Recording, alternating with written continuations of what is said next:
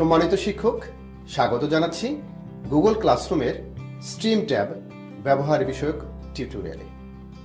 এই টিউটোরিয়ালটি অনুসরণ করলে আমরা গুগল ক্লাসরুমের স্ট্রিম ট্যাব ব্যবহার করতে পারব। সম্মানিত শিক্ষক, আমাদের আগে থেকে তৈরি ক্লাস 9-এর গুগল ক্লাসরুমে প্রবেশ করি। যে কোনো ব্রাউজারের অ্যাড্রেস বারে classroom.google.com লিখে এন্টার কি প্রেস করি। জিমেইল দিয়ে সাইন ইন করে গুগল ক্লাসরুমের হোম পেজে প্রবেশ করি। এখানে আগে থেকে তৈরি করা ক্লাস 9-এর ক্লাসটি দেখাচ্ছে। ক্লিক করে ওপেন করি। সম্মানিত শিক্ষক, এটি হচ্ছে স্ট্রিম ট্যাব। এটি অনেকটা যোগাযোগ মাধ্যমের মতো। স্ট্রিম ট্যাব ব্যবহারের মাধ্যমে আমরা কোনো কিছু অ্যানাউন্স করতে, কোনো তথ্য বা নির্দেশনা দিতে এবং আমাদের ডিভাইসে বা কম্পিউটারে থাকা প্রয়োজনীয় ডকুমেন্ট বা ম্যাটেরিয়ালস অ্যাটাচ করতে পারি। পাশাপাশি শিক্ষার্থীরাও প্রয়োজনীয় রিপ্লাই, পোস্ট এবং ম্যাটেরিয়ালস অ্যাটাচ করতে পারবে। চলুন স্ট্রিম ট্যাবের ব্যবহার দেখে নিই। Announce something to your class, এই পোস্ট বক্সে কোনো ঘোষণা দেওয়া যায়। যেমন আমরা এখানে টাইপ করলাম, hello dear learners, welcome to my new class. এবার পোস্ট বাটনে ক্লিক করলেই মেসেজটি সকল শিক্ষার্থীর কাছে পোস্ট হয়ে গেল। কিন্তু আমরা যদি কোনো নির্দিষ্ট শিক্ষার্থীর কাছে তথ্য পাঠাতে চাই, তবে অল স্টুডেন্টসের পাশের এই ড্রপ ডাউনে ক্লিক করে নির্দিষ্ট শিক্ষার্থীর চেক বক্স চেক করে দিয়ে পোস্ট করলে শুধুমাত্র তাদের কাছেই এই তথ্য বা ঘোষণা যাবে। কোনো মেসেজ শিডিউল পোস্ট করতে পোস্ট বাটনের পাশে এই ড্রপ ডাউনে ক্লিক করি। এবার শিডিউলে ক্লিক করে শিডিউল টাইম সেট করি। শিডিউল বাটনে ক্লিক করি, মেসেজটি শিডিউল অনুযায়ী পোস্ট হবে। শিক্ষার্থীরা তাদের স্ট্রিম ট্যাবে এই পোস্ট দেখতে পাবে। একইভাবে শিক্ষার্থীদের কাছে কোনো ফাইল বা ডকুমেন্ট পাঠানো যায়। এজন্য পোস্ট বক্সে ক্লিক করি। Announce something to your class text বক্সে শিক্ষার্থীকে যে ধরনের ফাইল বা ডকুমেন্ট প্রদান করব তার সম্পর্কে কিছু লিখি। যেমন এখানে লেখা হলো, প্রিয় শিক্ষার্থী, উদ্ভিদ ও প্রাণীকোষের চিহ্নিত চিত্র দেয়া হলো, চিত্র দুটো দেখে অঙ্কন অনুশীলন করো। এবার এই অ্যাড বাটনে ক্লিক করি। আমরা যেহেতু ডিভাইসে থাকা কোনো ফাইল অ্যাটাচ করব, তাই ফাইল অপশনে ক্লিক করি। স্ক্রিনে একটি উইন্ডো এসেছে। এর ব্রাউজ বাটনে ক্লিক করি। ডিভাইসের যে লোকেশনে ছবিটি আছে সেখানে যাই। ছবিটি সিলেক্ট করি। ওপেনে ক্লিক করি।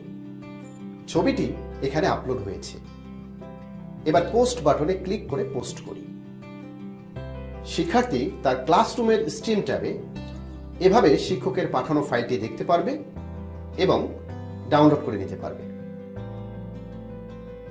শিক্ষার্থী ফাইলটি দেখার পর শিক্ষককে অ্যাড ক্লাস কমেন্টস বক্সে কোনো রিপ্লাই দিতে পারে। যেমন এখানে স্যার অসংখ্য ধন্যবাদ লিখে পোস্ট বাটনে ক্লিক করে পোস্ট করা হলো। আসুন প্রক্রিয়াটি আবার দেখি এবং ফ্লো চার্টটি অনুসরণ করি।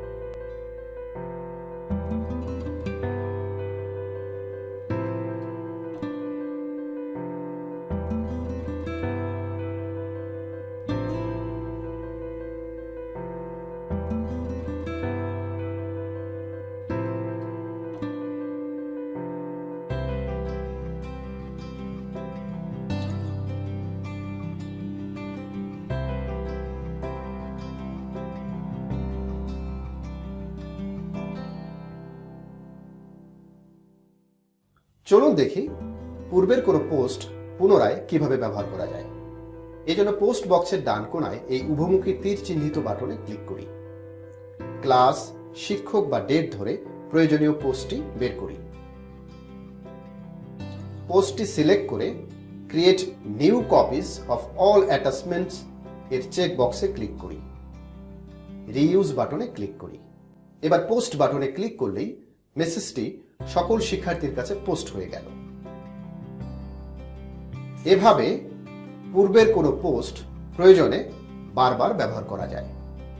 আসুন প্রক্রিয়াটি আবার দেখি এবং ফ্লো চার্টটি অনুসরণ করি।